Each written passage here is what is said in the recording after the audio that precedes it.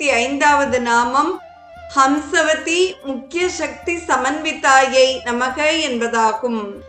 ஹம்சவதி முதலான சக்திகளுடன் கூடியவள். ஹம்சவதி க்ஷமாவதி ஆகிய 2 சக்திகள் ஹாக்கினியை சூழ்ந்து இருக்கின்றனர். 526வது நாமம் ஹரித்ரானைக்க ரசிகாயை நமக என்பதாகும். மஞ்சள் பொங்கலில் தனித்த விருப்பம் உள்ளவள். மஞ்சள் பொடி கலந்த பொங்கல் ஹரித்ரான்னம் எனப்படும்.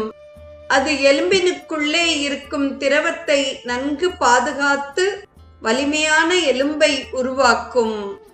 527வது நாமம் ஓம் ஹாக்கினி ரூபதாரிண்யை நமக என்பதாகும். ஹாக்கினி என்ற வடிவை கொண்டவள். மேலே கூறப்பட்ட இயல்புகளுடன் தியானித்து புருவ மத்தியை தொடுவது ஹாக்கினி ஞாசமாகும். வகுப்பில் ஆசிரியரின் கேள்விக்கு பதிலளிக்கும் மாணவன் இடையில் சற்றே யோசிக்கும் பொழுது தன்னை அறியாமலேயே புருவ மத்தியில் விரலை வைத்தவுடன் விட்ட இடத்திலிருந்து பதிலை தொடருவான். இதனை நாம் அனுபவத்தில் காணலாம். மனத்தத்துவம் புருவ மத்தியில் உள்ளது என்பது யோக நூல்களின் கருத்து.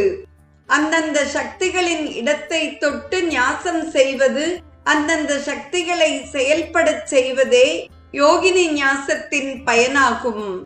528வது நாமம்